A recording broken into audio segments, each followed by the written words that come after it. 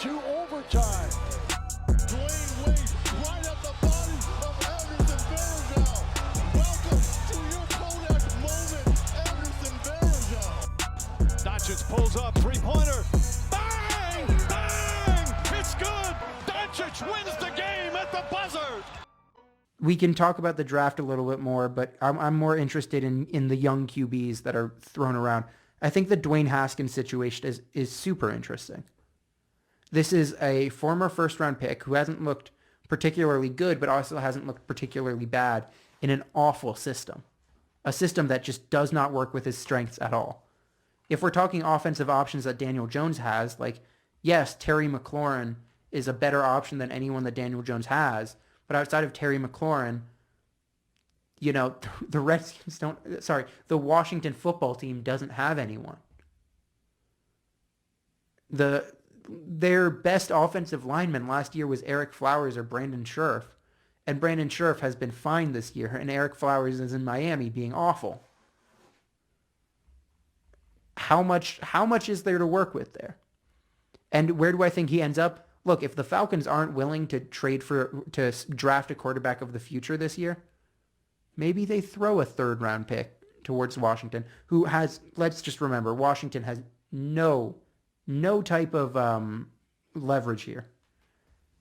Who else do I think could work? I think the Steelers could take a chance on another quarterback that isn't particularly fast, but is super, strong arm, good in the pocket, similar to Ben in Dwayne Haskins. And as a team that just does not have their quarterback of the future. And the Steelers' offense is not performing well. They are averaging, I think it's just under or just over 4 yards per possession, 4 yards per play, which is, why is it that bad? Why is it that bad? James Conner is having a bounce back year. Juju Smith-Schuster needs to be targeted more. Deontay Johnson just got hurt, but look, he's being used as this end-around guy. He's being used as Brandon Ayuk when he has more ability down the field. And I love me some Brandon Ayuk. I think Brandon Ayuk is one of the more underrated wide receiver prospects. I thought so before. I thought him and Laviska Shenault were incredibly good and were, kind of being ignored because of the top talent in this draft. Again, the Jalen Reagor pick by the Eagles stands as baffling. It's bad. But there's so much to talk about with the rookies, especially the rookie wide receivers. I think CeeDee Lamb is already the best young wide receiver in the entirety of the NFC East. I think he's better than Terry McLaurin. I think he may be better than Amari Cooper, believe it or not. Amari Cooper is incredible, don't get me wrong. But CeeDee Lamb is just making catch after catch, getting open on all of his incredible repertoire of routes. And he's getting second or third receiver level of touches and looking this good. Terry McLaurin is the number one, and as far as fantasy goes, has been awful. But even then, is just not getting much done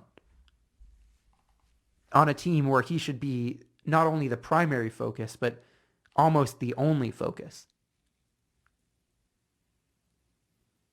There's a lot to think about there. I think, Jerry Jeudy has been a little disappointing, but still been incredible. Henry Ruggs is proving that as long as Derek Carr can, allow himself to throw the ball deep and on target, the Raiders can do what they did this week in terms of crazy upsets. They can put up 40 points in a game. Darren Waller is one of the better tight ends. Having him complemented by Henry Ruggs is incredibly fitting. Along with Josh Jacobs, you have a crazy amount of speed and a crazy amount of ability on their offense. Josh Jacobs is a top 5 or 6 running back. And fits what they want to do as far as runs between the tackles and run down the team's throat. He does that, and he does that well. It's a great fit between the two. And Henry Ruggs has been incredible. I mean, aside from that, you have Laviska Shenault. Denzel Mims still hasn't played, and I loved him.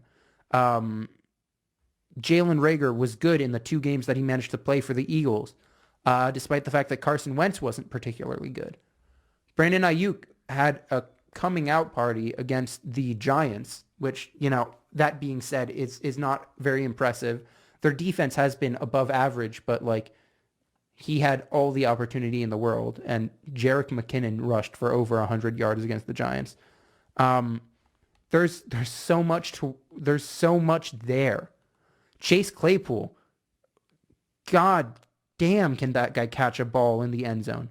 God damn, he can't get separation, but when the ball comes his way, he has the huge frame. He's a tight end he's a tight end that can play wide receiver. He's like the opposite of Evan Ingram, who's a wide receiver who ends up playing tight end a little bit. Let me not, get mad at Evan Ingram, but if Evan Ingram was playing the way Chase Claypool played, we would have a real star on our hands, and he just doesn't.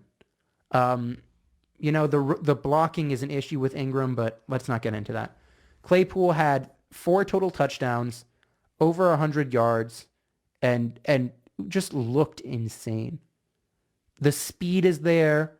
The physicality is there. There's going to be a lot to work with there, and maybe he could end up being the number 1 receiver. Maybe he could do that.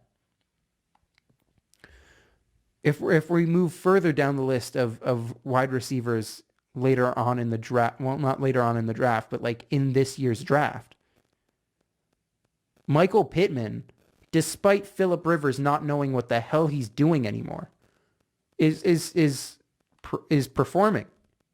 Tyler Johnson looked great for Brady's Bucks, despite the fact that Brady, showed his age.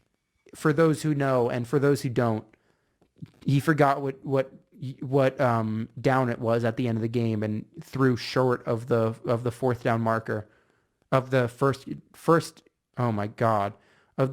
down marker against the Bears that ended up costing them the game by 1. I mean, you have such a wealth of assets here, or a wealth of performers and of real players and talent. A wealth of talent is what I was looking for. Justin Jefferson is breaking records, for God's sakes. There's so much. There's so much here.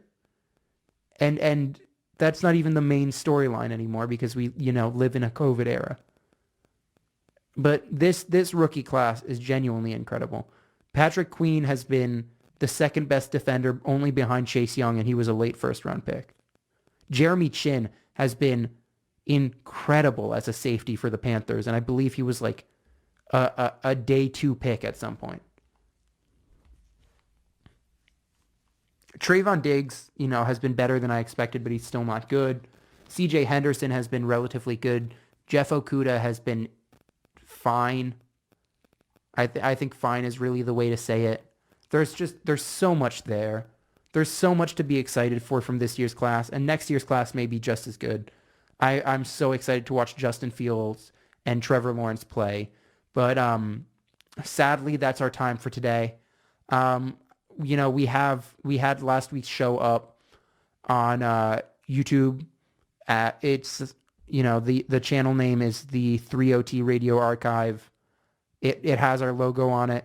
The Instagram has not been as active as I might like. We are in the midst of finals week, so that's kind of difficult. But at the 3OT show, follow us there. No caps, no spaces, none of that. And until then, we will see you next time.